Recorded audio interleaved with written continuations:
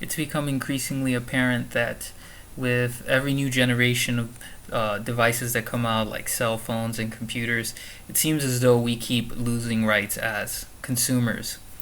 And this originally started with not being able to remove batteries on phones.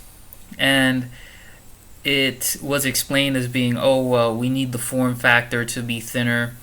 And while that may be true, how come it progressed from just being a battery to now in 2020?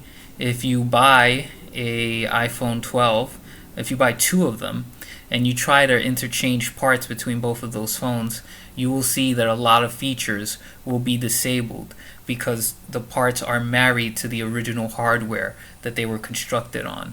And it's gotten to the point where we don't even seem to own our own privacy.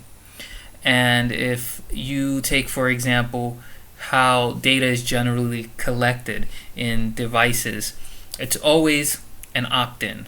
So we don't really have a choice in the beginning, but you can get out sometimes. But for example, in Windows, if you want to disable Cortana and the other data mining tools built into Windows, you have to go through the registry and disable many functions just to control your privacy. Now you have to wonder, for the average person, this is not something that they will really understand how to do. And if this is all really meaningless, having control of our own personal data, why is it so difficult for the average person to disable this? It should not be this way. And now Apple has gone a step further, and you can't even open an app without, not all apps, but certain apps, without it first pinging the Apple server. And when this ping happens, they collect your data and your IP address. So not only do they know what hardware you're running, they also know your general location.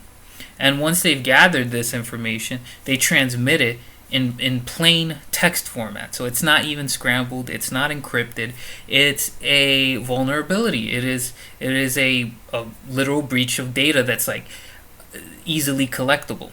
And from usually you see that these things do not reverse themselves. Apple will not suddenly go back on this.